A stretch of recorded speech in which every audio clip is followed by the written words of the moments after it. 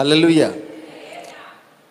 నా తోటి దైవజనులు, అలాగే ఓఫిర్ మినిస్ట్రీస్లో ఉన్నటువంటి పెద్దలు, అలాగే బాబాయ్ గారికి ప్రత్యేక వందనాలు తెలియపరుస్తున్నాను. తోటి దేవుని బిడ్డలు అందరికీ ప్రత్యేకమైన వందనాలు తెలియపరుస్తున్నాను. హల్లెలూయా, హల్లెలూయా. చేతులు తెచ్చిన వారు దేవుని మహిమపరచండి. హల్లెలూయా. రైట్, అందరు తెచ్చారు కదా. రైట్, సమయం చాలా అయిపోయింది, నేను ఇంకేం మాట్లాడను, డైరెక్ట్గా వాక్యంలోకి వెళ్ళిపోదాం. అందరం కూడా కలిసి దేవుని యొక్క వాక్యాన్ని కొన్ని నిమిషాలు ధ్యానం చేద్దాం. పరిశుద్ధ గ్రంథము నుంచి రూతు గ్రంథము పేజ్ నంబరు 220, మొదటి అధ్యాయము 6వ వచనాన్ని మనం ధ్యానం చేద్దాం.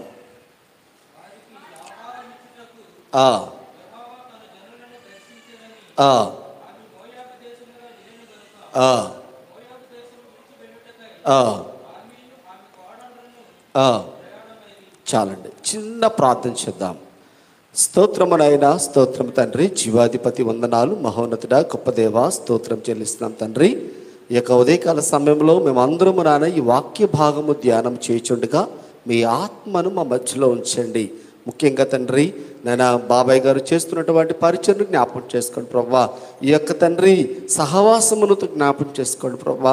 ఈ దినము తండ్రి నాయన 12 సంవత్సరములు దాటి ప్రభువా 13వ సంవత్సరాన్ని తండ్రి ఈ మందిరమును ప్రభు మీరు నడిపిస్తున్నందుకు అందులో తండ్రి నన్ను ఈ మందిరంలో ప్రభువా నాయన తండ్రి నన్ను సమృద్ధి అయినటువంటి జీవాహారమును దయచేయండి. మీ కృపలో బలపరచి భద్రపరచండి నాయన తండ్రి. సమయంలో ఈ వాక్య భాగం ధ్యానం చేస్తుండగా నన్ను కూడా జ్ఞాపకం చేసుకొని నన్ను మీ నోటికి నన్ను బురగా వాడుకొని మీ సిలువ చట్నం మరుగుపరుచుకుంటారని యేసుక్రీస్తు నామములో అడుగుచున్నాం తండ్రి, ఆమేన్. హల్లెలూయా, హల్లెలూయా. ఈ సమయంలో ఈ వాక్య భాగము రూతు గ్రంథములో ఉన్నటువంటి ఈ వాక్య భాగాన్ని మనము ధ్యానం చేద్దాం. ఈ సందర్భాన్ని చెప్పుకునే ముందు రూతు తనకున్నటువంటి కుటుంబము, ఆమె తన భర్త 2 కుమారులతో కలిసి ఆమె బెత్లెహేమ్ అనే గ్రామంలో నివాసము చేస్తున్నటువంటి సందర్భము. ఆమె ఆ ప్రాంతంలో తన కుటుంబంతో కలిసి జీవిస్తుంది. ఏ ప్రాంతం అని చదవండి. మొదటి అధ్యాయం 1వ వచనములో, న్యాయాధిపతులు ఏలిన దినముల యందు దేశములో కరువు కలుగగా యూదా బెత్లెహేము నుండి ఒక మనుష్యుడు తన భార్యను తన 2 కుమారులను వెంటబెట్టుకుని మోయాబు దేశమున కాపురముండుటకు వెళ్ళెను. చాలండి. ఎక్కడండి? ఏ దేశమున? మోయాబు దేశమున కాపురముండుటకు తన కుటుంబంతో సహా మరి బయలుదేరి వెళ్ళినట్లుగా ఇక్కడ లేఖనాలు చెబుతున్నాయి. దేవుడు దీవించినటువంటి స్థలము, దేవుడు సమృద్ధిగా ఇచ్చినటువంటి స్థలము, ప్రదేశము, గ్రామము యూదా దేశములో ఉన్నటువంటి బెత్లెహేమ్ అనేటువంటి స్థలము నుంచి అక్కడ సమృద్ధిగా ఉన్నటువంటి సమయంలో ఒక కరువు వచ్చింది. కరువు రాగానే ఇక్కడ ఎలిమెలెకు అనేటటువంటి ఒక వ్యక్తి, ఒక మనుష్యుడు తన భార్యను 2 కుమారులను వెంట పెట్టుకొని ఎక్కడికి వెళ్ళిపోయాడండి? మోయాబు దేశంలో కాపురం ఉండటానికి వెళ్ళిపోయాడు. చూసి రావటానికి కాదండి, కాపురము ఉండటానికి. అంటే తన ఏదైతే సొంత గ్రామము, సొంత ప్రజలు అనుకొని నివసిస్తున్నాడో ఆ ప్రాంతాన్ని విడిచి తన కాపురము చేస్తున్నటువంటి ప్రాంతాన్ని, స్థలాన్ని, దేవుడు దీవించినటువంటి స్థలాన్ని విడిచి అన్యుల దేశమైనటువంటి మోయాబు దేశములో కాపురం ఉండటానికి, అక్కడ తన జీవితాన్ని వారితో కలిసి జీవించడానికి తనకున్నటువంటి సమస్తాన్ని విడిచి అక్కడికి వెళ్ళిపోయాడండి. దేవుడు పిలవలేదు. ఎలిమెలెకు, నయోమి మీరు విడిచి రండి, నేను చూపించే దేశానికి మీరు రండి అని చెప్పి దేవుడు వారిని పిలవలేదు. దేవుడు ఎవరిని పిలిచాడు? అలాగా అబ్రహామును పిలిచాడు. నువ్వు లేచి నీ దేశము నుండి, నీ ఇంట నుండి, నీ బంధువుల నుండి బయటకు వచ్చి నేను చూపించే దేశానికి వెళ్ళు. అది ఆశీర్వాదం అండి. అది దేవుడు చెప్పినటువంటి మార్గము, దేవుని మాట. కానీ ఇక్కడికి వచ్చేసరికి దేవుని స్థలములో నుంచి, దేవుని యొక్క ప్రాంతము నుంచి బెత్లెహేము అనేటువంటి స్థలము నుంచి తనకున్నటువంటి కష్టం వచ్చినప్పుడు తన ఓన్ నిర్ణయము, తన డెసిషన్ తీసుకున్నాడు. ఈ ప్రాంతాన్ని విడిచిపెట్టేద్దాము, ఒక వేరే ప్రాంతంలోకి వెళ్ళి అక్కడ కాపురం ఉందాము అనుకున్నాడు. అక్కడికి వెళ్ళి కాపురం ఉన్నాడు. కాపురం ఉన్న తర్వాత ఏం జరిగిందంటే తన ఇద్దరు కుమారులకు వివాహము చేశాడు. ఆ తర్వాత ముగ్గురు చనిపోయారండి. ముగ్గురు ఎవరండి? నయోమి భర్త, ఇద్దరు కుమారులు చనిపోయారు. ముగ్గురే మిగిలిపోయారు. ఎవరండి? నయోమి, ఇద్దరు కోడళ్ళు. వారి పేర్లు ఓర్పా, రూతు. ఈ ముగ్గురే మిగిలిపోయారండి. మిగిలిపోయినప్పుడు నయోమి చెప్పిన మాట ఏంటంటే, అమ్మా మీరు యవ్వన కాలంలో ఉన్నారు, మరి మీకు మళ్ళీ వివాహం చేసుకొని మళ్ళీ కొత్త జీవితాన్ని మళ్ళీ ప్రారంభించండి, మళ్ళీ కొత్త జీవితాన్ని ఇక్కడతో అయిపోయింది అన్నప్పుడు ఓర్ప అత్తను ముద్దు పెట్టుకొని వెళ్ళిపోయింది. రూతు మాత్రము నీ వెంటే నేను వస్తాను, నీ దేవుడే నా దేవుడు, నీ జనమే నా జనము, నువ్వు ఎక్కడుంటే నేను అక్కడే ఉంటానని రూతు చెప్పి తనకున్నటువంటి తన అత్తగారి దేవుడైనటువంటి నిజమైన దేవుడిని ఆరాధించడానికి ఆమె సిద్ధపడింది. ఎప్పుడైతే ఆమె సిద్ధపడిందో దేవుడు ఆమెను దీవించాడు. రూతును, ఆమె జీవితాన్ని దేవుడు కట్టాడు. అయితే ఇక్కడికి వచ్చిన తర్వాత మళ్ళీ తన ఊరు వచ్చేసారు. ఊరు వచ్చి మళ్ళీ జీవనం సాగించారు. ఇది రూతు గ్రంథంలో ఉన్నటువంటి మొదటి భాగము. తర్వాత భాగము రూతు జీవితాన్ని దేవుడు ఏ విధంగా స్థిరపరిచాడు, దేవుడు ఏ విధంగా ఆమెను తన వంశావళిలో చేర్చాడనే విషయాన్ని తర్వాత ఉన్నటువంటి భాగము. ఇప్పుడు మొదటి భాగములో మనము చదివినటువంటి భాగాన్ని మనము ధ్యానం చేద్దాం. మొదటి అధ్యాయము 6వ వచనము మనము క్లుప్తంగా కొన్ని విషయాలు ధ్యానం చేద్దాం. రూతు గ్రంథము మొదటి అధ్యాయం 6వ వచనంలో ఈ మాట మనము జ్ఞాపకం చేసుకుందాం. వారికి ఆహారం ఇచ్చుటకు యెహోవా తన జనులను దర్శించనని ఆమె మోయాబు దేశములో వినెను గనుక మోయాబు దేశమును విడిచి వెళ్ళుటకై ఆమెయు ఆమె కోడండ్రును ప్రయాణమైరి. చాలండి. ఈ మాట మోయాబు దేశంలో ఉన్నప్పుడు ఈ మాట వ్రాయబడింది. ఇక్కడ చదివినటువంటి మాట నయోమి తన కుటుంబంతో బెత్లెహేము అనే ప్రాంతాన్ని విడిచి రావడం గల కారణం ఏంటంటే ఆ ప్రాంతంలో చిన్న కష్టం వచ్చింది. ఏంటి ఆ కష్టము? కరువు వచ్చింది. కరువు ఎవరికి వచ్చిందండి? అందరికి వచ్చింది. ఆ ప్రాంతంలో ఉన్న వారందరికీ వచ్చింది. కానీ అందరూ వెళ్ళినట్టు ఇక్కడ రాయబడలేదు. ఈమె ఒక కుటుంబం మాత్రమే వెళ్ళినట్టుగా రాయబడింది. ఇంకొకటి, రెండో విషయము,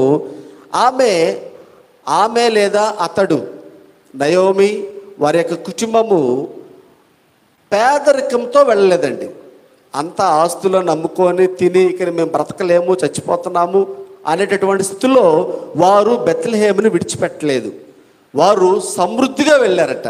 అక్కడ చూడండి ఆ మాట, రూతు గ్రంథం మొదటి అధ్యాయము 21వ వచనంలో నేను సమృద్ధి గలదారినై వెళ్ళి తిని. చాలండి. ఏంటంట? సమృద్ధిగా ఉన్నప్పుడే, దేవుడు సమృద్ధిగా ఇచ్చినప్పుడే కష్టం రాగానే ఆ ప్రాంతాన్ని విడిచి మరో ప్రాంతానికి వెళ్ళటం జరిగింది.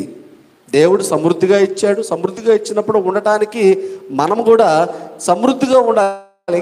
మనం ఇంకా సమృద్ధి చూస్తామండి. దేవుడు ఇచ్చిన దాంట్లో మనం ఏం చేయలేమంటే సంతృప్తి పడలేము. మనం మొదట సంతృప్తి పడటం నేర్చుకోవాలి.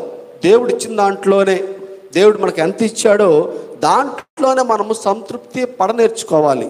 మనకి ఇంకా కావాలి అని చెప్పి దేవుని సన్నిధిని విడిచిపెట్టేవారిగా ఉండకూడదు.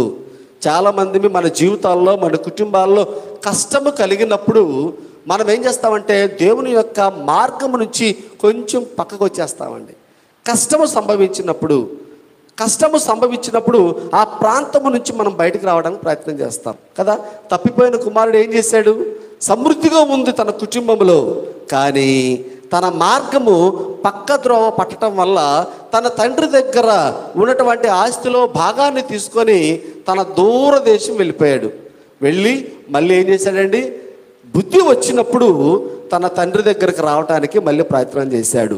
అంటే సమృద్ధిగా ఉన్నప్పుడు ఏం చేశాడంటే ఆ మార్గాన్ని విడిచి వేరొక మార్గంలోకి వెళ్ళటానికి ప్రయత్నించినటువంటి తప్పిపోయిన కుమారుడి జీవితంలో కూడా ఒకరోజు బుద్ధి వచ్చేటటువంటి సందర్భం వచ్చింది.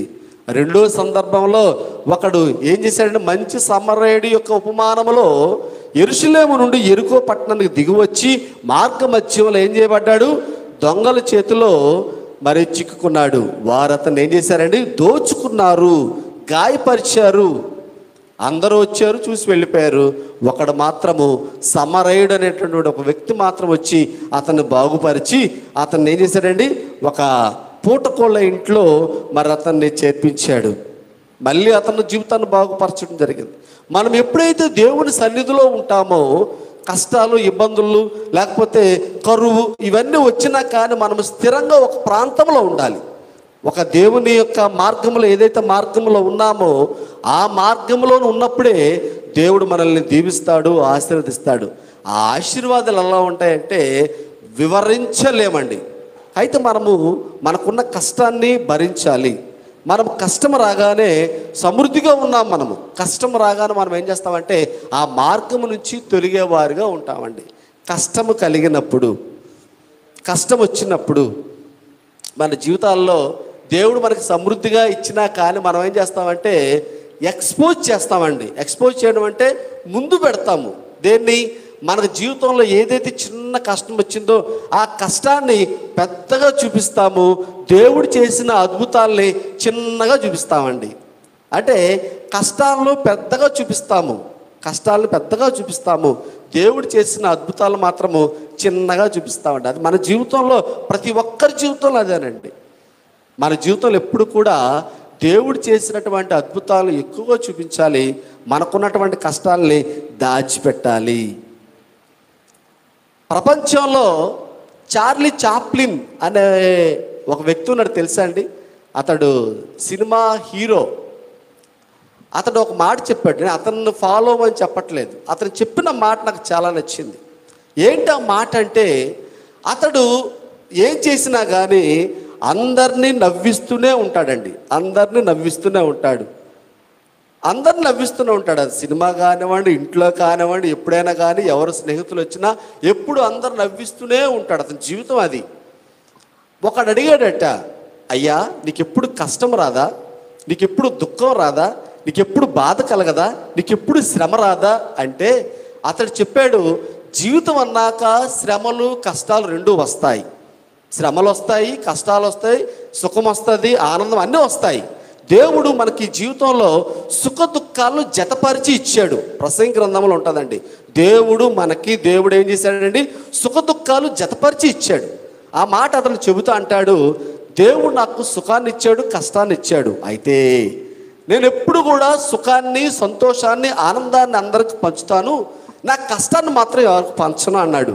నాకు కష్టం కలిగినప్పుడు నేను ఎప్పుడు వర్షం పడుతుందా అని ఎదురు చూస్తాను నేను అంటాడు. వర్షం రాగానే ఆ వర్షంలోకి వెళ్ళి ఏడుస్తాడటండి. ఏమవుద్దట? వర్షంలో పడి ఏడుస్తే ఏమవుతుంది?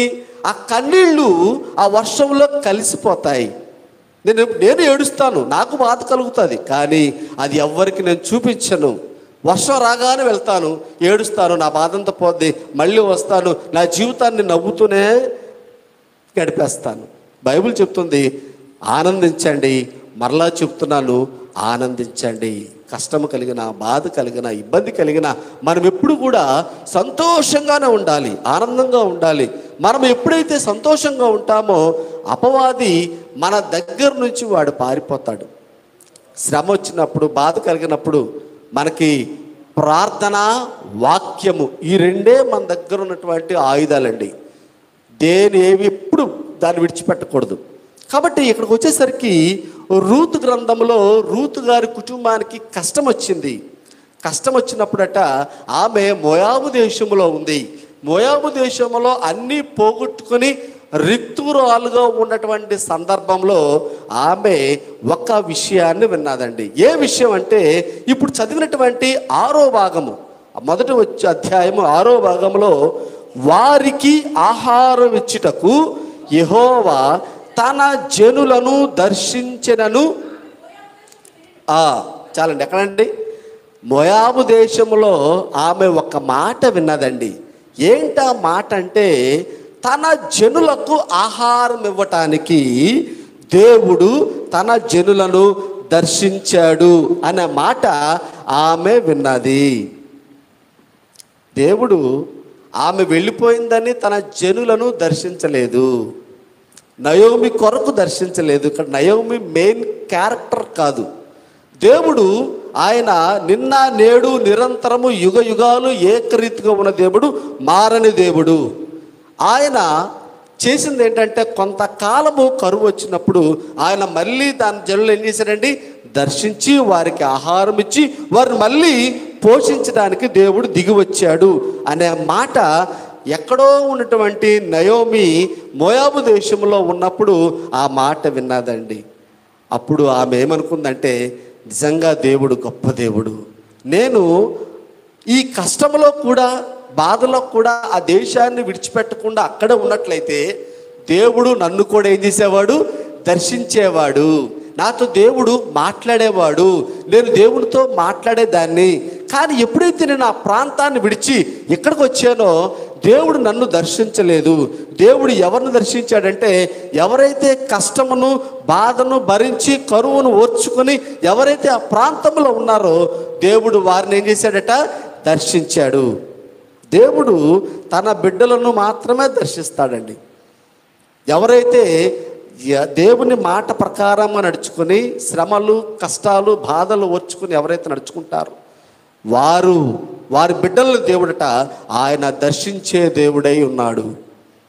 ఆయన దర్శిస్తాడు, ఆయన మాట్లాడతాడు. మొదటి భాగంలో దర్శించే అనే మాట దేవుడు మొట్టమొదటి దర్శనాన్ని ఎవరికి ఇచ్చాడంటే, ఆదాము హవ్వల కుమారుడైనటువంటి కయ్యూనికి ఇచ్చాడండి మొట్టమొదటి దర్శనము. ఆదికాండ గ్రంథము 4వ అధ్యాయము అక్కడ మాట్లాడుతూ చదవండి ఒకసారి. ఆదికాండ గ్రంథము 4వ అధ్యాయము 6వ వచనము. యెహోవా కయ్యూనుతో, నీకు కోపమేలా, ముఖము చిన్నబుచ్చుకున్నావేమి? నీవు సత్క్రియ చేసిన ఎడల తల ఎత్తుకొనవా? సత్క్రియ చేయని ఎడల వాకిట పాపము పొంచి చాలండి. ఏంటంట? కయ్యూనుతో దేవుడు మాట్లాడుతున్నాడు. మొట్టమొదటి దర్శనము. నువ్వెందుకు చిన్నబుచ్చుకున్నావు? నువ్వెందుకు, నీ మనసులో బాధ కలిగింది, నీ మనసులో ఎందుకు ఈ వేదన కలిగింది? ఎందుకంటే నీవు చేసినటువంటి క్రియలు సత్క్రియలు కావు. నువ్వు చేసినటువంటి క్రియల్లో నాకు ఇష్టమైనటువంటి యోగ్యమైనటువంటి క్రియలుగా లేవు. నీ మార్గము వేరొక మార్గముగా ఉంది. నీవు సత్క్రియలు చేస్తే తలెత్తుకుంటావు కదా, సత్క్రియలు చేయకపోతే వాకిట ఏం పొంచి ఉంటుందట? పాపము పొంచి ఉంటుంది. వాకిట పాపం పొంచుకుందంటే అర్థం ఏంటంటే, వారు దేవుని ఎడల సత్క్రియలు చేయలేదు. ఒకవేళ కానీ కయ్యూను కానీ దేవుడు మాట్లాడినప్పుడు తన పశ్చాత్తాపడి ఉంటే పరిస్థితి మరోలా ఉండేదండి చరిత్ర. కానీ అక్కడి నుంచి దేవుని దగ్గర నుంచి ఆ దేవుని కోపాన్ని మరి రుచి చూసి ఆ ప్రాంతం నుంచి దూరంగా వెళ్ళిపోయాడు. దేవుని సన్నిధి నుంచి దూరంగా వెళ్ళిపోయాడు. భ్రష్టుడైపోయాడండి. దేవునికి దూరం అయిపోయాడు కయ్యూను. తన తమ్ముడు హేబేలును మరి చంపి హంతకుడుగా, చరిత్రలో మొట్టమొదటి హంతకుడుగా పేరు రాయబడింది కయ్యూను మీద. దేవుడు దర్శించినప్పుడు, దేవుడు మాట్లాడినప్పుడు తను తగ్గింపు లేనటువంటి మాటలు, తగ్గింపు లేనటువంటి కార్యాలు మరి అక్కడ చేసి తన జీవితాన్ని పోగొట్టుకున్నాడు. అదే దేవుడు దర్శించినప్పుడు చదవండి. అదే ఆదికాండము 15వ అధ్యాయంలో దేవుడు మరలా తన దర్శనాన్ని ఎవరికి ఇచ్చాడంటే అబ్రహాం గారికి ఇచ్చినట్లుగా మనం చూస్తున్నాం. చదవండి. ఇవి జరిగిన తర్వాత యెహోవా వాక్యము అబ్రహామునకు దర్శనమందు వచ్చి, అబ్రహామా భయపడకుము. చాలండి, చాలు. అబ్రహాము గారు 318 మంది యోధులను ఆయన దగ్గర ఉన్నారండి. ఎంతమంది ఉన్నారండి? పనివారు 318 మంది. ఆ 318 మందిని పట్టుకొని యుద్ధాలు చేశాడు. 4-5 మరి రాజ్యాలు జయించారు. అంత బలం ఉన్నటువంటి అబ్రహాము జీవితంలో కూడా, ఆయన హృదయంలో కూడా ఒక భయం ఉందండి. ఆ భయం ఏంటంటే తన ఆస్తికి వారసుడు లేడు అనేటటువంటి భయం ఉంది. అటువంటి సమయంలో దేవుని యొక్క వాక్యమట అబ్రహాము గారి దర్శనమందు వచ్చింది అని మాట రాయబడి ఉంది. ఆనాడు దేవుడు అబ్రహాము గారిని దర్శించాడు. అబ్రహాము గారు దర్శించక మునుపు అబ్రహాము గారి యొక్క జీవితంలో, అబ్రహాము గారి యొక్క హృదయంలో ఒక భయం అనేది దాగి ఉంది. ఆ భయము దాగి ఉంది కాబట్టి దేవుడు దర్శనమందు అబ్రామా భయపడద్దు అనే మాట ఇక్కడ అబ్రాహాముతో దేవుడు సెలవిస్తున్నాడు. ఈ మాట వాక్యము ఆనాడు అరుదుగా దొరికేదండి. వాక్యమట దేవుని దగ్గర, అబ్రహాము దగ్గరికి ఎలా వచ్చిందట? దర్శనము ద్వారా వచ్చింది వాక్యము. కానీ ఈరోజు వాక్యము మనకి చేతుల్లోనే ఉందండి. ఈ వాక్యాన్ని మనము చదవలేకపోతున్నాము. ఈ వాక్యాన్ని మనము ధ్యానం చేయలేకపోతున్నాము. వాక్యములో శక్తి ఉందండి. ఇది 2 అంచులు కలిగినటువంటి ఖడ్గము అనే మాట రాయబడి ఉంది. ఈ వాక్యాన్ని మనము చదవగలిగితే ఇందులో ఉన్నటువంటి జీవము, ఈ జీవ గ్రంథములో ఉన్న జీవము మనకు వస్తుందండి. మీరు ఎప్పుడైనా జ్వరం ఉన్నప్పుడు వాక్యాన్ని చదవండి, మీ జ్వరం తగ్గిపోద్ది. అయితే మనము చదివే విధానంలో కూడా ఉంటుందండి. వాక్యాన్ని శ్రద్ధగా చదవాలి. వాక్యాన్ని శ్రద్ధగా చదివి వాక్యాన్ని ధ్యానం చేయాలి. ధ్యానం చేసినప్పుడు ఈ వాక్యము పనిచేస్తుంది. వాక్యములో శక్తి ఉంది కాబట్టి ఈ వాక్యాన్ని మనము నేర్చుకోవాలి. మా చర్చిలో ఒక సహోదరి, అంటే సహోదరి వాళ్ళ చెల్లెలు అన్నమాట, సహోదరుని యొక్క చెల్లెలు. ఆమె ఈ బైబిల్ అంతా కూడా రాసిందండి పుస్తకం మీద. తెలుగు బైబిల్ రాసింది మొత్తం. దాదాపు సంవత్సరంన్నర పట్టిందట టైం. సంవత్సరంన్నర టైంలో ఆదికాండం నుంచి ప్రకటన గ్రంథం వరకు ఒక నోట్బుక్లో ఈ తెలుగు బైబిల్ అంతా రాసిందట ఒక నోట్బుక్లో. తర్వాత ఒక నెల రోజుల తర్వాత ఇంగ్లీష్ బైబిల్ రాసిందట. తర్వాత హిందీ బైబిల్ రాసింది. 3 భాషల్లో ఉన్న బైబిల్ అంతా కూడా చూసి వేరొక నోట్బుక్లో రాసింది ఆమె. మధ్య ఆమెను సన్మానించారు. వాళ్ళకున్నటువంటి బంధువుల్లో ఒకరు, ఇంకొక చెల్లి కుమారుడు, నాకు ఒక 10 ఏళ్ళ క్రితమే, దాదాపు 12 ఏళ్ళ వయసు, 12 ఏళ్ళ వయసులో బైబిల్ మొత్తాన్ని కంటత పెట్టాడండి. బైబిల్ మొత్తము ఎక్కడి నుంచి ఏమడిగినా చెప్పేస్తాడు. కీర్తన 73 కీర్తన చెప్పండి చెప్తాడు. యెషయా గ్రంథం 43 అధ్యాయం చెప్పండి చెప్తాడు. మొత్తం అంతా కూడా, అంటే అంత మరి అది ఎలా సాధ్యమో నాకు అర్థం కాలేదు. చిన్నవాడ మళ్ళీ. కాబట్టి వాక్యాన్ని చదవటం నేర్చుకోవాలి, వాక్యాన్ని ధ్యానం చేయడం నేర్చుకోవాలి. ఆనాడు అబ్రహాము గారికి వాక్యము దర్శనములో వస్తే ఈనాడు వాక్యం మన దగ్గరికే వచ్చిందండి. ఈ వాక్యాన్ని మనము చదవలేకపోతున్నాము, నిర్లక్ష్యం చేస్తున్నామండి వాక్యాన్ని. వాక్యములో జీవముంది, వాక్యములో శక్తి ఉంది. ఈ వాక్యాన్ని మనము చదివినట్లయితే దేవుడు మనతో మాట్లాడుతాడు. ఆనాడు అబ్రహాముకు దేవుడు దర్శనమందు వాక్యము ద్వారా మాట్లాడాడు. ఏమనంటే భయపడద్దు అని మాట్లాడాడండి. నువ్వు భయపడద్దు, నీ జీవితంలో కార్యము జరుగుతుంది అని చెప్పినప్పుడు 21వ అధ్యాయంలో దేవుడు అబ్రహాము గారికి ఒక చక్కని కుమారుని ఇచ్చాడండి. ఎవరండి? ఇస్సాకు. అప్పటి నుంచి ఎప్పుడైతే దేవుడు ఆమె భార్య శారమ్మ గారు స్త్రీ ధర్మం విడిచినా కానీ దేవునికి అసాధ్యమైనది ఏది లేదండి. వాక్యము, ఆయన నోటి మాట అన్నీ కూడా దేవుడు ఏం చేశాడంటే ఆమెకు పూర్వ వైభవాన్ని ఇచ్చాడు. ఆమె గర్భము ధరించి చక్కని కుమారుని ఎప్పుడైతే ఆమె గర్భం ధరించిందో అప్పటి నుంచి అబ్రహాం కుటుంబంలో సంతోషము, ఆనందము. దేన్ని బట్టి అండి? ఆయనకు వచ్చినటువంటి దర్శనమును బట్టి. ఒక దర్శనము అబ్రహాము జీవితాన్ని మార్చేసింది. అబ్రహాము ఆ దర్శనములో జరిగినటువంటి ఆ మాటకు, దేవుని మాటకు విధేయత కలిగి ఉన్నాడు. అవును ప్రభువా, చిత్తము తండ్రి, మీరు నాలో ఉన్నటువంటి భయాన్ని గమనించి, నాలో ఉన్నటువంటి భయాన్ని గుర్తించి నాకు ఒక ధైర్యమైన మాట ఇచ్చారు. అదేంటంటే నేను నీకు కుమారుణ్ణి ఇస్తాను అనే మాట ఇచ్చారు. ఆ మాట దర్శనములో దేవుడు ఇచ్చినటువంటి మాట, ఆ మాటకు ఎప్పుడైతే అబ్రహాము నమ్మాడు, విశ్వసించాడు, అబ్రహాము దేవుని మాట నమ్మాడండి. అందుకే అబ్రహాము దేవుని నమ్మెను, అది అతనికి నీతిగా ఎంచబడింది. అబ్రహాము దేవుణ్ణి నమ్మినటువంటి విధముగానే అబ్రహాము జీవితంలోకి సంతోషం వచ్చింది. అబ్రహాం గారు మీరు ఎప్పుడైనా ఆలోచించారా? దాదాపు అబ్రహాం గారికి 100 సంవత్సరాలు, శారమ్మ గారికి 90 ఏళ్ళ సమయంలో ఒక బాబు జన్మించాడు. ఎవరండి? ఇస్సాకు అని మనం చెప్పుకున్నాము, అందరూ తెలుసు కూడా. తర్వాత ఎవరు ఆలోచించరండి, వెంటనే ఎక్కడికి వెళ్తారంటే, దేవుడు ఇస్సాకును అడిగాడు కదా, మరి ఇస్సాకును బలిగా ఇమ్మన్నప్పుడు మరి బలిగా ఇవ్వటానికి మరి అబ్రహాం గారు సిద్ధపడ్డారు అనే సందర్భంకి వెళ్ళిపోతాం. కానీ ఈ మధ్యకాలంలో అబ్రహాము ఇంట్లో ఎంత సందడి జరిగి ఉంటుందండి. ఏమంటారంటే ఇస్సాకు చిన్నగా ఆ సోఫాలు ఎక్కటం కానీ, ఆ మంచాలు ఎక్కటం కానీ అల్లరి చేస్తున్నప్పుడు మరి శారమ్మ గారు, అబ్రహాం గారు, మరి అబ్రహాము ఆ వయసులో తన కుమారుడి వెంట పరిగెత్తటము, ఎత్తుకోవటము, ఆడించటము, మరి శారమ్మ గారు బాబు నాయన పడిపోతావు, అట్లా 15 సంవత్సరాలు, దాదాపు మరి 17 సంవత్సరాలు ఆ ఇంట్లో సంతోషం.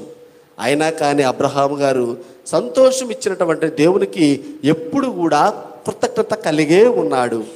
కేవలము ఒక దర్శనము అబ్రహాము జీవితాన్ని మార్చేసింది. తర్వాత దేవుడు అడిగాడు, ఆ విశ్వాసం ప్రకారంగా నిలబడ్డాడు, విశ్వాసులకు తండ్రిగా పిలువబడ్డాడు అబ్రహాము. అది రెండో మాట. మూడో విషయంకి వచ్చేసరికి నిర్గమాకాండం 3వ అధ్యాయము, త్వరగా తిద్దాం, కొద్ది సమయమో ఉంది. నిర్గమాకాండం 3వ అధ్యాయము, నిర్గమాకాండం 3వ అధ్యాయము. అక్కడ మనకి మోషే గారు మనకి కనిపిస్తారు.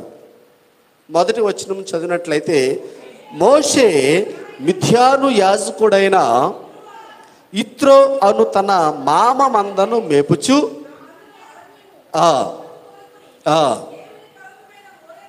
చాలండి. ఇక్కడికి వచ్చిన తర్వాత మోషే మొదటి సందర్భంలో దర్శనం గురించి మనం మాట్లాడుతున్నామండి. దేవుని సన్నిధిలో ఉన్నప్పుడు కష్టాలు, ఇబ్బందులు, బాధలు ఉన్నా కానీ దేవుడు దర్శిస్తాడు. ఖచ్చితంగా ప్రతి ఒక్కరిని దేవుడు దర్శిస్తాడు. దర్శించినప్పుడు మనము విధేయత కలిగి ఉన్నప్పుడట మన జీవితాలు దేవుడు తారుమారు చేస్తాడు. దేవుడు మన జీవితాన్ని మార్చేస్తాడు. ఈ దర్శనం ప్రకారంగా మనం నడుచుకోవాలి. మొదటి దర్శనము కయ్యూనుకు వచ్చింది, కానీ కయ్యూను లోబడలేదు, దేవునికి సత్క్రియలు చేయలేదు. కాబట్టి కయ్యూను దేవునికి దూరం అయిపోయాడు. తర్వాత అబ్రహాం గారికి వచ్చింది దర్శనము. అబ్రహాం గారు లోబడ్డాడు. అబ్రహాం గారి ఇంట్లో దేవుడు సంతోషం, ఆనందం, తన జీవితాన్ని మార్చేశాడు. మూడో సందర్భంలో మోషే గారి యొక్క మరి 80 సంవత్సరాలు ఆ వయసులో, 80 సంవత్సరాల వయసులో దేవుడు మోషేను దర్శించాడు. ఎక్కడ దర్శించాడండి? తన మామ మందను మేపుచుండగా. ఈ మాట మరి చదివితే మోషే చేస్తున్న పని ఏంటండి? ఎవరింటికైనా అల్లుడు వస్తే ఏం చేస్తారండి? చక్కగా ఇంట్లో కూర్చోబెట్టి ఆ కాళ్ళు దించకుండా అన్నీ వండి పెడతారు. కానీ మోషేకు ఆ మర్యాదలు జరగల. మోషే మామగారు ఏం చేశారండి? మందనిచ్చి మేపుకొని రా అన్నాడు. కానీ మోషే లోబడి ఆ మందను మేపడానికి దేవుని పర్వతం మీదకి వచ్చాడండి. అక్కడ దేవుడు దర్శించాడు. ఒక పొదలో దేవుడు దర్శించాడు. అగ్ని అదేమవుతుందంటే పొద కాలిపోతుంది, కానీ మండుతుంది, కానీ ఆ పొద కాలిపోలేదటండి. అదేంటో చూద్దాం అనుకున్నాడు, వెళ్ళాడు. దగ్గరికి వెళ్ళేసరికి దేవుని స్వరం వినిపించింది. దేవుని స్వరం వినిపించినప్పుడు ఆ మాటకు లోబడ్డాడండి. ముందేమో చేయనన్నాడు, కానీ దేవుడు నీ వెళ్ళు, నేను తోడుగా ఉంటానన్నప్పుడు దేవుని మాటకు లోబడ్డాడు మోషే జీవితము మారిపోయింది. దేవుని మాట విన్నాడు కాబట్టే. ఒకవేళ కానీ దేవా నేను వినను ప్రభా, నేను వెళ్ళను ప్రభా అని ఉంటే మోషే 80 సంవత్సరాలు కాదు, ఇంకో 100 సంవత్సరాలు, ఇంకో 20 సంవత్సరాలు బ్రతికి యథాప్రకారమే తన వారితో పాటు చనిపోయేవాడు. మోషే గురించి మనం చెప్పుకునే ఇది కాదు. కానీ మోషే ఆ దర్శనమందు తన దేవునికి లోబడ్డాడు. ఒక గొప్ప నాయకుడిగా ఏర్పడ్డాడండి. గొప్ప నాయకుడిగా దేవుడు ఏర్పరిచాడు. దేవుడట తన బాహుబలాన్ని మోషేకిచ్చాడు. ఎలా ఇచ్చాడండి? మనము తన ప్రజలు దాదాపు 20 లక్షల మంది వారిని నడిపించాలంటే మామూలు ఓపిక ఉండకూడదండి. చాలా ఓపిక ఉండాలి, చాలా సహనం ఉండాలి. మోషే గారి యొక్క జీవితంలో అతడు మిక్కిలి సాత్వికుడు, దేవుని ఇంటిలో నమ్మకమైన వాడుగా పేరు తెచ్చుకున్నాడు మోషే గారు. ఒకసారి ఆయన ప్రజలందరినీ నోటి తోడుకొని వచ్చినప్పుడు ఎర్ర సముద్రము అడ్డొచ్చిందండి. ఎర్ర సముద్రం అడ్డొచ్చినప్పుడు ప్రజలందరూ మోషే మీద తిరుగుబాటు చేశారట. ఏంటి ఇక్కడ సమాధులు అక్కడ లేవని ఇక్కడ తెచ్చావు, మమ్మల్ని చంపేస్తున్నావు ఏంటి అన్నప్పుడు మోషే దేవునితో ప్రార్థించి మాట్లాడినప్పుడు అక్కడ ఒక కార్యం జరిగిందండి. ఏంటి ఆ కార్యం అంటే, నీవు నీ చేతి కర్రను సముద్రం వైపు చూపు, అప్పుడు నేను కార్యం చేస్తానన్నప్పుడు మోషే చూపించినప్పుడు అక్కడ ఉన్నటువంటి సముద్రం ఏమైందండి? 2 పాయలుగా చీలిపోయింది. 2 పాయలుగా. మనము ఆ మాటను ధ్యానం చేసినప్పుడు దేవుడు శక్తిమంతుడు, బలవంతుడు కాబట్టి 2 పాయలు చేశాడు, చక్కగా నడిచి వెళ్ళిపోయారు అనుకుంటాం. కాదండి, దేవుడు అక్కడ చాలా చేశాడండి. ఏ కార్యం చేశాడంటే, మొట్టమొదటిది సముద్రాన్ని ఆజ్ఞాపించినప్పుడు సముద్రము 2 పాయలుగా, సముద్రంలో చాలా నీళ్లు ఉంటాయి, 2 పాయలుగా వేరవటానికి ఒక గొప్ప శబ్దం వచ్చిందండి. అక్కడ నీళ్లు పడితే ఎంత శబ్దం వస్తుందో తెలుసా అండి మీకు? మీరు ఎప్పుడైనా వాటర్ ఫాల్స్ దగ్గరికి వెళ్తే ఆ శబ్దము మనకు బాగా వినిపిస్తుందండి, పెద్ద పెద్ద వాటర్ ఫాల్స్ దగ్గరికి వెళ్తే. అలాంటిది ఒక పెద్ద శబ్దముతో సముద్రం అంతా కూడా 2గా చీలిపోయింది. ఆ శబ్దము తన బిడ్డలు వినకుండా వారి చెవులు మూసాడు. మొదటిగా తన శక్తితో, తన చేతులతో ప్రతి ఆ 20 లక్షల మంది యొక్క చెవులను దేవుడు మూసేశాడు. మొదటిది. రెండవది, మధ్యలో ఆరిన నేల రావాలంటే ఒక పెద్ద గాలి రావాలండి. ఎంత గాలి రావాలండి? చాలా పెద్ద గాలి రావాలి. ఆ గాలి వచ్చిందంటే బిడ్డలందరూ ఎగిరిపోతారు. అంత పెద్ద గాలి రావాలి. అంత మార్గంలో అప్పటికప్పుడు మార్గం ఏర్పడాలి. ఎందుకంటే వెనుక శత్రువులు తరుముకుంటూ వస్తున్నారు. మధ్యలో అక్కడ దారి కావాలంటే ఒక పెద్ద గాలి రావాలి. ఆ గాలిని దేవుడు రప్పించినప్పుడు ఆ గాలితో పాటు తన ప్రజలు కూడా 20 లక్షల మంది కూడా వారు ఎగిరిపోతారేమోనని తన చేతితో వారిని కప్పి అక్కడ పెద్ద గాలిని రప్పించి మధ్యలో ఆరిపోజేశాడు. గాలిని రప్పించాడు దేవుడు. అక్కడ చేసినటువంటి కార్యం, ఎప్పుడైతే ఆ గాలి ద్వారా దేవుడు మార్గాన్ని ఏర్పరిచాడో తన బిడ్డలందరూ కూడా నడిచి వెళ్ళిపోయారు. నడిచి వెళ్ళి అక్కడి నుంచి మోషే నాయకత్వంలో గొప్ప కార్యాలు, మొదటి నుంచి ఐగుప్తులో చేశాడు కార్యాలు, తర్వాత మారణ్యంలో చేశాడు. అగ్నిస్తంభము, మేఘస్తంభము, మన్నా, ఇవన్నీ కూడా దేవుడిచ్చాడు. ఇవన్నీ కూడా సమృద్ధిగా దేవుడిచ్చాడు. ఇవన్నీ కూడా దేవుడిచ్చి అక్కడి నుంచి తన బిడ్డలు నడిపించాడు. దేనివల్ల అండి? ఒక దర్శనము మోషే గారి జీవితాన్ని మార్చేసింది. మోషే ద్వారా దేవుడు గొప్ప గొప్ప కార్యాలు చేశాడు. ఆ దర్శనము ద్వారా దేవుడు తన బిడ్డ అయినటువంటి మోషేను వాడుకున్నాడు, అబ్రహాముని వాడుకున్నాడు. తర్వాత వచ్చేసరికి క్రొత్త నిబంధన గ్రంథంలో పౌలు, సౌలుగా ఉన్నటువంటి పౌలు, అపోస్తుల కార్యములు చూడండి ఒకసారి 9వ అధ్యాయము, త్వరగా అపోస్తుల కార్యముల గ్రంథము 9వ అధ్యాయము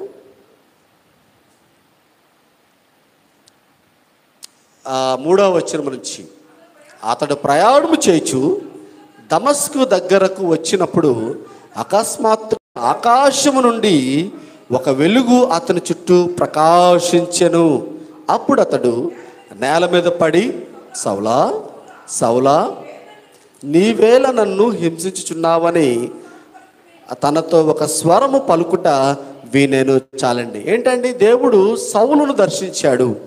దర్శించక మునుపు అతడు హింసకుడు, దూషకుడు, హానికరుడుగా ఉన్నటువంటి సౌలు జీవితాన్ని దేవుడు ఒక దర్శనం ద్వారా మార్చేశాడండి. దర్శించినప్పుడు అతడు ఒబే అయ్యాడు, విధేయత చూపించాడు. సౌలు, ప్రభువా ఎవరు మీరు అన్నప్పుడు, నీవు హింసిస్తున్నటువంటి యేసు ప్రభుని అని చెప్పినప్పుడు తన జీవితాన్ని యేసు పాదాల దగ్గర అర్పించి తన జీవితాన్ని మార్చుకున్నాడు. గొప్ప సువార్తికుడిగా పేరు తెచ్చుకున్నాడు. ఆ దర్శనమే సౌలు యొక్క జీవితాన్ని పౌలుగా మార్చింది, అపోస్తుడైన పౌలుగా మార్చింది. అనేక స్థలాల్లో సువార్తను ప్రకటించి అనేక వేల మందిని యేసుక్రీస్తు మార్గంలోకి నడిపించాడు. ఎన్ని కష్టాలు వచ్చినా కానీ దేనికి భయపడలేదు, ఎన్ని ఇబ్బందులు వచ్చినా కానీ, ఎంతమంది అవమానపరిచినా కానీ, ఒక పట్టణంలో పౌలు గారు సువార్తను ప్రకటిస్తుంటే అక్కడ వారట బెత్తాలతో కొట్టి జుట్టు పట్టుకొని ఈడ్చుకొని వచ్చి ఊరి వెలుపల వదిలేశారట. ఇంకోసారి మా ఊర్లోకి వచ్చి నువ్వు యేసు గురించి చెప్పావంటే మర్యాద ఉండదని చెప్పి వెళ్ళిపోయారట. పౌలు గారు బట్టలు తుడుచుకొని జుట్టు సరి చేసుకొని మళ్ళీ ఆ ఊర్లోకి వెళ్ళాడటండి. ఎవరైతే దూషించారో, ఎవరైతే హింసించారో, ఎవరైతే అవమానపరిచారో వారి దగ్గరికి వెళ్ళి మళ్ళీ సువార్తను ప్రకటించాడు. తన కోపం అస్సలు లేదండి. ఒకప్పుడు సౌలు అయితే ఎంత కోపిష్ట తెలుసా అండి, మాట అంటానికి లేదండి. చాలా రోషం, పౌరుషం గలవాడు, కోపం గలవాడు, మంచి ధనవంతుడు, జ్ఞానవంతుడు, ధర్మశాస్త్ర గ్రంథాన్ని పఠించినవాడు. అతనికి 3 దేశాల పౌరసత్వం ఉందండి. ఎన్ని దేశాలండి? మనకు ఒక దేశమే ఉందండి, భారతదేశం. మనము ఇండియన్స్, భారతీయులు, మనం అందరం కూడా. మనం పాకిస్తానీలు కాదు, శ్రీలంక వారం కాదు. కానీ పౌలు గారికి 3 దేశాల 3 ఆధార్ కార్డులు, అంటే 3 దేశాల పౌరసత్వాన్ని కలిగినటువంటి మరి గొప్ప వ్యక్తి. అన్నిటినీ విడిచిపెట్టి ఒక దర్శనము పౌలు జీవితాన్ని మార్చేసింది. పౌలు జీవితంలో గొప్ప కార్యాలు, గొప్ప సువార్తికుడుగా ఆయన కోపాన్ని తీసివేసి అనేకులను క్రీస్తు రాయబారులుగా మార్చడానికి పౌలు గారు ఎంతమందిని మార్చాడండి? తిమోతిని మార్చాడు. ఇంకెవరు మార్చాడండి? ఎపఫ్రా, ఒనేసిము, ఎంతమంది బిడ్డలు, దేమా, వీళ్ళందరూ కూడా గొప్ప వారిగా మార్చాడు. ఎందుకంటే ఆయన జీవితంలో కలిగినటువంటి ఒకే ఒక్కటి దర్శనము. నయోమి ఆ ప్రాంతంలో ఉండుంటే ఆ దర్శనం పొందుకునేది. దేవుడు తన జనులను దర్శించాడు, అందరికీ ఆహారం ఇచ్చాడు అనే మాట ఎక్కడో ఉన్నటువంటి మోయాబు దేశంలో నయోమి వినింది. అయ్యో, నేను కూడా ఆ దేశంలో, ఆ ప్రాంతంలో ఉంటే నేను కూడా దేవుని దర్శనమును చూసేదాన్ని. నేను ఇప్పుడు దేవుని స్థలంలో లేను, బయటకు వచ్చేసాను. దేవుని స్థలంలో ఉండాలి, దేవుని యొక్క మార్గంలో ఉండాలి. అప్పుడు దేవుడు మనల్ని దర్శిస్తాడు. ఆయన దర్శించి మన జీవితాన్ని మార్చడానికి ఇక్కడ ఉన్నటువంటి ప్రతి ఒక్కరిని దేవుడు దర్శించడానికి ఆయన సిద్ధంగా ఉన్నాడు. మన జీవితంలో దినాలు గడిచిపోతున్నాయండి. మీకు తెలుసా అండి, 24వ సంవత్సరం అప్పుడే అయిపోయిందండి. నాకు జనవరి 1 అయినట్టు ఉంది. అప్పుడే 8 నెలలు అయిపోయింది. రోజులు ఫాస్ట్గా గడిచిపోతున్నాయి. మనకు తెలియటం లేదు, సమయాన్ని సద్వినియోగపరచుకోవటం లేదు, సమయాన్ని మరి దాన్ని ఏమంటారు, టైంపాస్ చేస్తున్నాం. దేవునికి ప్రార్థన చేయలేకపోతున్నాం, దర్శనం చూడటానికి ప్రయత్నం చేయలేకపోతున్నాం. అందుకే అంటాడు యేసుక్రీస్తు ప్రభువారు, ఆయన 2 సందర్భాల్లో ఆయన ఏడ్చినట్టు బైబిల్ గ్రంథంలో రాయబడి ఉంది. చెప్తారా ఏంటో సందర్భము? మొదటి సందర్భం ఏంటండి? లాజరు చనిపోయినప్పుడు ఆయన కన్నీళ్లు విడిచెను అనే మాట రాయబడుతుంది. 11వ అధ్యాయము 32, 33 వచనాల్లో ఉంటుందండి. రెండో సందర్భంలో ఎక్కడండి? యెరూషలేమును చూసి చదవండి ఒకసారి. లూకాసు వార్త 19వ అధ్యాయము 41వ వచనం చదవండి.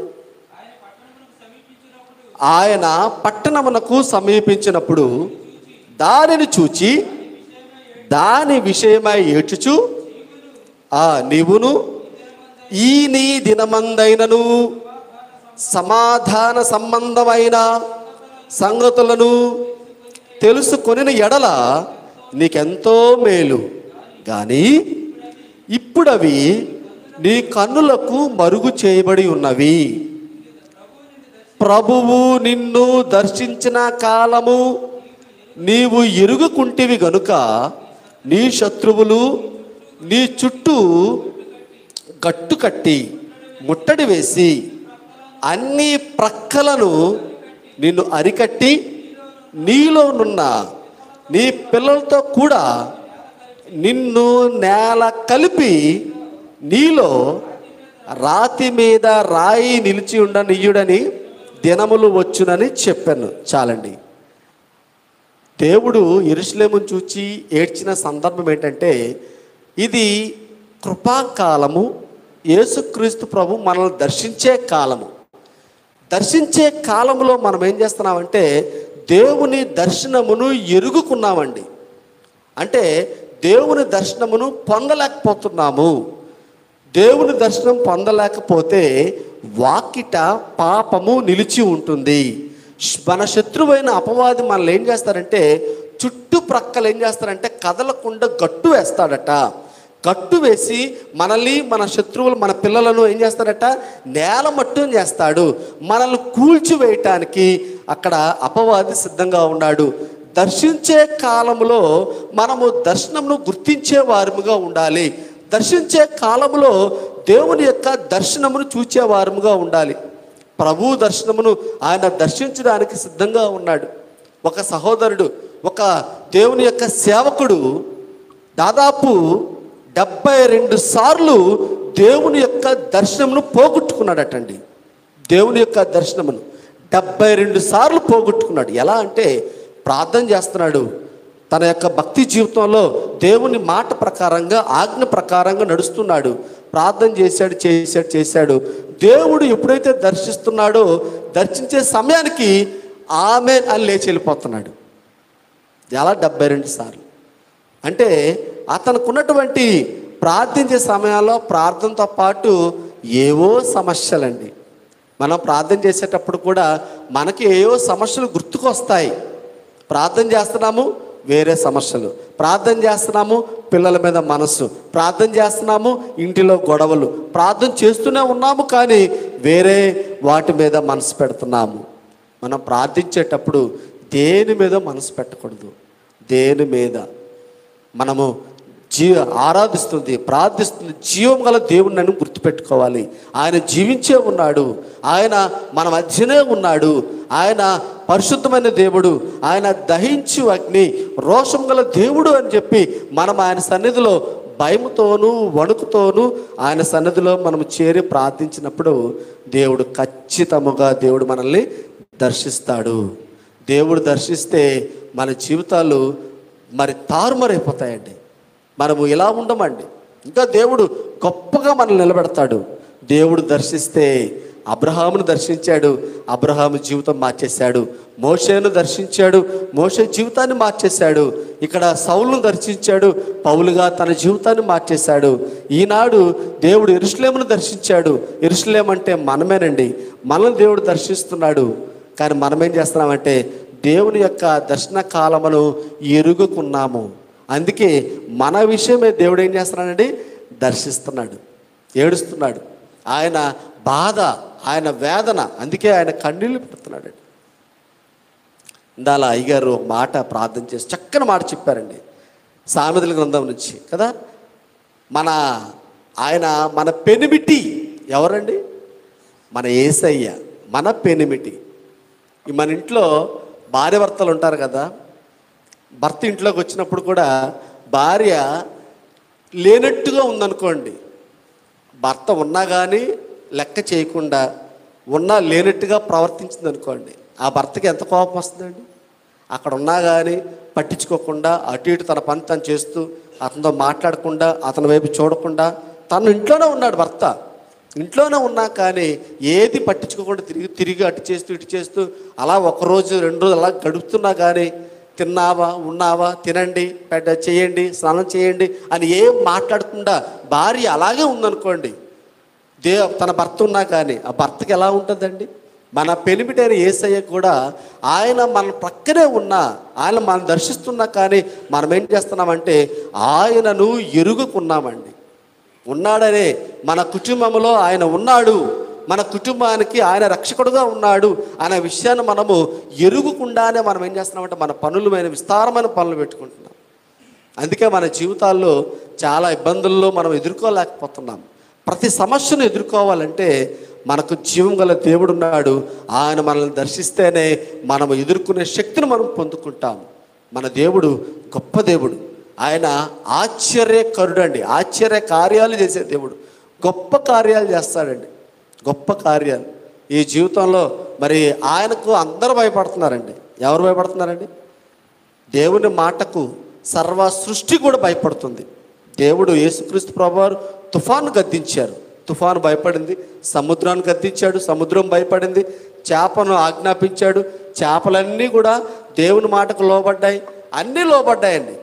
కానీ ఒక మనిషి మాత్రమే దేవుని మాటకు లోబడట్లేదు. ఆఖరికి అపవిత్రాత్మలు కూడా లోబడుతున్నాయి. లోబడ్డాయి లేదా? సేనాలో 2000 దెయ్యాలండి. ఆ 2000 దెయ్యాలు వేడుకున్నాయట, అయ్యా మేము ఉండటానికి ఆ పందుల్లోకి మాకు పంపించు అని వేడుకున్నాయట. అంటే అపవిత్రాత్మలు కానివ్వండి, దెయ్యాలు కానివ్వండి, మొత్తం జీవులన్నీ కూడా, జీవరాశులన్నీ కూడా దేవుని మాట వింటుంటే మనం మాత్రం దేవుని మాట వినలేకపోతున్నామండి. దేవుని మాట వినలేకపోతున్నాము. దేవుని మాట వినాలి. ఒకసారి రైన్హార్డ్ బాంకే గారు, చాలామందికి వినే ఉంటారు ఆ పేరు. మన భారతదేశంలో ఆయన గొప్ప సేవకుడు. మన భారతదేశంలో మరి రావటానికి ఆ పర్మిషన్ ఇవ్వలేదండి గవర్నమెంట్, భారత గవర్నమెంట్. ఆయన రావడానికి లేదు. ఎందుకంటే ఆయన మాట్లాడితే గొప్ప కార్యాలు జరుగుతాయి. అక్కడ ఏది కూడా ఆ దేవుడి దిగి వచ్చినట్టు. అలాంటి వ్యక్తి అట ఒకసారి మీటింగ్లో మాట్లాడడానికి వస్తారని తెలిసి ఒక వ్యక్తి అట ఒక మంత్రగత్తెని తీసుకొచ్చాడట. మంత్రగత్తెకు దాదాపు ఎక్కువ పెద్ద పేరుగాంచినటువంటి మంత్రగత్తె. ఆమె మంత్రం వేస్తే ఎవరు మాట్లాడలేరు. నీవు వచ్చి మరి రైన్హార్డ్ బాంకే గారు ఇక్కడ మరి సువార్తను ప్రకటిస్తున్నారు, ఆయనకు మంచి పేరు వచ్చేస్తుంది, ఈ కార్యక్రమాన్ని చెడగొట్టాలి, ఆయన నోరెత్తకూడదు, ఆయన నోరు మూసేలాగా నువ్వు ఒక మంత్రం వేయాలి అని చెప్పి ఆ మంత్రగత్తెని తీసుకొచ్చాడట. తీసుకొస్తే ఆమె అక్కడ కూర్చుంది. అందరిలో ఒక ఆమెలాగా కూర్చుందట, ముసుగేసుకొని కూర్చుని ఆమె చెప్పిందట, మీరు ఆ సేవకుడు ఏదో వచ్చారో అది వచ్చినప్పుడు నాకు చెప్పండి, ఆయన రాగానే నేను నా మంత్రాన్ని వచించినప్పుడు ఆయనకి మాట్లాడలేడు, వెళ్ళిపోతాడు అని చెప్పిందట. సరే అని చెప్పేసి పాటలు పాడుతున్నారు, స్తుతియార్థన చేస్తారు, అన్నీ అవుతున్నాయట. ఆయన వచ్చాడు అని మాట రాగానే ఆయన చెప్పాడు, ఆయన వచ్చాడు, నువ్వు మరి ఏం చేస్తావో తెలీదు, ఆయన నోరు కొంతసేపు ఆగిపోవాలి, ఆయన వెళ్ళిపోయిన తర్వాత మళ్ళీ వచ్చేసినా పర్వాలేదు, కానీ ఇక్కడ ఉన్నంతసేపు కూడా ఆయనకు నోరు రాకూడదని చెప్పేసి అని ఇది డీల్ అనమాట. మంత్రగత్తెకు వేరొక అతనికి. మంత్రగత్తె ఆయన వస్తున్నాడని చెప్పి తన మంత్రాలు స్టార్ట్ చేసిందట. ఎప్పుడైతే రైన్హార్డ్ బాంకే గారు లోపలికి వచ్చారో, లోపలికి అడుగు పెట్టిన క్షణం నుంచి ఆమెకు ఎక్కుళ్ళు స్టార్ట్ అయ్యాట. ఎక్కుళ్ళు అంటే మాట రావట్లా, ఎక్కుళ్ళు వచ్చేస్తున్నాయట. ఎక్కుళ్ళు వస్తుంటే ఈయన వస్తున్నాడు, ఆయన వాక్యం చెబుతున్నాడు, అనేకులు స్వస్థపరుస్తున్నాడు. ఆ రోజు అద్భుతంగా జరిగిందట. ఈయనేమో చూస్తున్నాడు, మంత్రగత్తె వైపు చూస్తున్నాడు, చదువు మంత్రాలు చదువు, ఆయన చెప్పేస్తున్నాడు, ఆయన ఆపు ఆపు అని చెప్తున్నా కానీ ఆమెమో ఎక్కుళ్ళతోటి బాధపడుతుందట. అప్పుడు ఈయన దగ్గరికి వెళ్ళి, ఎందుకు నువ్వు మంత్రాలు చదవలేదు అన్నప్పుడట ఆవిడ చెప్పిందట, నేనేమో తెలియదు కానీ ఆయన అక్కడికి వచ్చినప్పటి నుంచి నాకు మంత్రాలు రావటం లేదు, ఎక్కుళ్ళు వస్తున్నాయి, ఇవి భరించలేని ఎక్కుళ్ళు వస్తున్నాయి, నేను కూడా ఆయన దగ్గరికి వెళ్ళి ప్రార్థన చేయించుకుంటాను, ఆయన ప్రార్థన చేస్తేనే నా ఎక్కుళ్ళు తగ్గుతాయి అనే విశ్వాసం ఆమెకు వచ్చిందట అండి. ఈ ఎక్కుళ్ళు ఎవరు బాగు చేయలేరు, ఇది ఎప్పుడు కూడా నేను భరించలేను, చచ్చిపోతానేమో, ఆయన ప్రార్థన చేయాలి అని చెప్పినప్పుడు ఆయన చివరికి ఆమె దగ్గరకు వచ్చి ప్రార్థన చేసి ఆయన వెళ్ళిపోయాడట. ఆమె ఎక్కుళ్ళు ఆగిపోయాయి. ఆమె ఆ రోజు నుంచి దేవుని సేవకురాలుగా మారిపోయింది. హల్లెలూయా! ఎందుకు వచ్చిందండి? ఆ దేవుని కార్యాన్ని ఆపడానికి వచ్చింది. కానీ దేవుని కార్యాన్ని రుచి చూసి ఆమె అనేక ప్రాంతాల్లో సేవ చేయడానికి వెళ్ళిపోయింది. దేవుని యొక్క కార్యాలు అద్భుతంగా ఉంటాయి మన జీవితంలో. ఆ కార్యాలు రుచి చూస్తేనే తెలుస్తాయండి. రుచి చూస్తేనే, మన మీద మొక్కుబడిగా వస్తున్నామని కాదు, ఆ అగ్ని జ్వాల మన హృదయాల్లో రగులుకోవాలి. దేవుని యొక్క మరి పరిశుద్ధాత్మ దేవుడు మన హృదయాల్లో ఆ రగులుకునే జ్వాల మనలోకి వచ్చినప్పుడే దేవుని యొక్క దర్శనం మనం చూస్తాము. దేవుడు మన జీవితంలో ఆయన దర్శించడానికి సిద్ధంగా ఉన్నాడు. ఎప్పుడైతే ఆమె నయోమి, నేను సమృద్ధిగా వెళ్ళిపోయాను, మళ్ళీ రిక్తురాలుగా వచ్చాను, దేవుని దగ్గరకు వచ్చాను అన్నప్పుడు, ఎప్పుడైతే తన యొక్క తప్పును తెలుసుకుందో, నన్ను నయోమి అనకండి, ఏమనాలట, మారా అనండి, నా జీవితము తీపి జీవితం కాదు, మధురమైన జీవితం కాదు, నా జీవితము చేదుగా ఉన్నటువంటి జీవితం అన్నప్పుడు, లేదు, నీవు మరలా నీ దేవుడు నీ జీవితాన్ని చిగురింపజేస్తాడు. మోడైన బ్రతుకులను చిగురింపజేసే దేవుడు మన దేవుడు. మనము మరి దేవుణ్ణి విడిచి మనం రక్షించబడ్డాము, దేవుని యొక్క మార్గంలో నడిచి మళ్ళీ మనం ఏం చేస్తున్నామంటే దేవుణ్ణి విడిచిపెట్టి మళ్ళీ మనము ఆ లోకస్తుల వైపు వెళ్ళిపోతున్నామండి. లోకస్తుల వైపు వాళ్ళు చేసే పనులు చేస్తున్నాము, వాళ్ళు చేసే కార్యాలే చేస్తున్నాము. ఈ మధ్య చాలామంది నేను స్టేటస్ చూశానండి. స్టేటస్ ఏంటంటే నేను ఎక్కువగా చూడండి, ఎప్పుడో చూస్తాను. ఆ స్టేటస్లో మా చర్చి మెంబర్స్ చాలామంది రాఖీలు కట్టుకున్నారండి. రాఖీలు చేతికి, రేపు సండే వాళ్ళకు ఉంది క్లాస్. రాఖీలు కట్టుకొని వాళ్ళ చెల్లెలకు అక్కళ్ళకి ఏం చేస్తారంటే కాళ్ళకు నమస్కారం చేస్తున్నారు. అది నేను చూసాను, నాకు చాలా బాధ అనిపించింది. ఆ రాఖీ దాన్ని రక్షాబంధన్ అంటారు. రక్షాబంధన్, చేతికి ఒక బంధం వేసేస్తారు. ఆయన దేవుడు మన పాప బంధకాలన్నీ విడిపించి దేవుడు మనల్ని విమోచించాడు. దేవుడు ప్రతి బంధకం నుంచి విమోచించాడు. మళ్ళీ మనం ఏం చేస్తున్నామంటే ఒక బంధకాన్ని కట్టుకుంటున్నామండి. బంధకము అది ఒక బంధకం అండి. దాని స్టోరీ నేను ఎవరో ఈ మధ్య చెప్పారు, కానీ ఏదో యుద్ధంలో, ఆ పురాణ చరిత్ర యుద్ధంలో చేతికి రక్తం కారితే వాళ్ళ చెల్లెట కడతదట, ఇది కట్టు, ఈ రక్తం రాకుండా ఇది ఆపుతుందని, ఒక రక్షణ బంధనగా దాన్ని ఆధారం చేసుకొని ఈ రక్షాబంధం చేస్తారు. కానీ దాన్ని మనవాళ్ళు ఏం చేశారంటే దాన్ని కూడా ఇదేదో పండగ కాదు కదా, దాన్ని రాఖీ పౌర్ణమి అంటారండి. పౌర్ణమి మనమందరం కూడా కట్టుకునే వాళ్ళందరూ కూడా పౌర్ణమి చేశారు. రక్షాబంధం ఒక బంధం వేసుకున్నారు. ఆ బంధం కట్టుకుంటే మనము బంధించబడిన వారమే. మన చేతి మీద కానీ నుదుటి మీద కానీ 666 ముద్ర పడకూడదని ప్రకటన గ్రంథంలో రాయబడి ఉంది. మనం ఏది రాయకూడదు, ఏది కట్టుకోకూడదు. ఫ్రెండ్షిప్ బ్యాండ్ అని, ఎర్రదారం అని, ఈ దారం అని, ఆ దారం అని ఏది కట్టకూడదు. ఎవరికి నమస్కరించకూడదు. చాలామంది వచ్చి మాకు పాదాలు నమస్కారం చేస్తారు. వద్దని చెప్తాం, వద్దు. నీ దేవుడైన యెహోవాకు మాత్రమే, నీ దేవుడైన దేవుడికి మాత్రమే నమస్కారం చేయాలి. ఆయనకు మాత్రమే సాష్టాంగపడాలి. ఎవరికి నమస్కారం చేయకూడదు. చాలా ఖండితంగా చెప్తాను నేను ఆ మాట. మనము ఏ దేవుణ్ణి ఎరిగి ఉన్నాము, మనము ఆ భయం కలిగి ఉన్నట్లయితే దేవుడు మనల్ని దర్శించడానికి సిద్ధంగా ఉన్నాడు. దేవుడు దర్శించే కాలమును మనం ఏం చేస్తున్నామంటే మౌనంగానే ఎరుగుకున్నామట అండి. లూకాసు వార్తలు చదవబడిన మాట, మీరు దర్శన కాలమునందు మీరు ఎరుగుకున్నారు, అందుకే మీకు అపవాది చుట్టూ కూడా 4 ప్రక్కలు కూడా గట్టు కట్టేశాడు, మీరు కదలకుండా. ఆ గట్టు కట్టేసి మీరు కదలకుండా ఏం చేశారంటే వాడు తన బాణంతో గుచ్చుతున్నాడండి. అనేకమైన ఇబ్బందులు, సమస్యలు ఇవన్నీ ఎందుకు వస్తున్నాయంటే మన జీవితంలో దేవుని యొక్క దర్శనము చూడకుండానే వస్తున్నాయి. చూడలేకపోతున్నాము. దేవుని దర్శనం చూస్తేనే నీ జీవితంలో ఉన్న బంధకాలన్నీ కూడా విడిపోతాయి. నీ జీవితం మార్పు చెందాలంటే, దేవుని దర్శనము చూడాలంటే మన జీవితాన్ని ప్రభుకే అప్పగించాలి. కొంతమంది జీవితాల్లో ఇబ్బందులు, బాధలు వచ్చినా కానీ తట్టుకొని నిలబడతారండి. కొంతమంది తట్టుకోలేరండి. తట్టుకోవాలి, నిలబడాలి. దేవుడట ఆ బంధకాల్లో కూడా ఉంటాడు. షడ్రకు, మేషకు, అబేద్నెగోలు వారికి అగ్నిగుండంలో వేసినప్పుడు వారికి కష్టం రాలేదా? వారికి బాధ రాలేదా? వారిని ఇబ్బంది పెట్టలేదా? ఇబ్బంది పెట్టినా కానీ ఆ ముగ్గురితో పాటు దేవుడు వారితో కలిసి అగ్నిగుండంలో ఉన్నాడు. హల్లెలూయా. ముగ్గురుగా వేయబడ్డారు, కానీ అక్కడ 4 కనిపించారు. సింహాల భవనంలో దానియేలు గారిని వేసినప్పుడు సింహాల నోళ్ళని వేసాడు దేవుడు, మూసేశాడు. అంటే అక్కడ దేవుడు ఉన్నాడు. దేవుడు ఉండి సింహాల నోళ్ళను మూసేశాడంటే దేవుడు దానియేలుకు తోడుగా ఉన్నాడు. కష్టాలు, ఇబ్బందులు వచ్చినా, గాఢాంధకారపు లోయలో సంచరించినను ఏ అపాయమునకు భయపడను, ఎందుకంటే నీ దుడ్డుగర్ర దండము నన్ను ఆదరించును. దేవుడు మనల్ని ఆదరించే దేవుడు.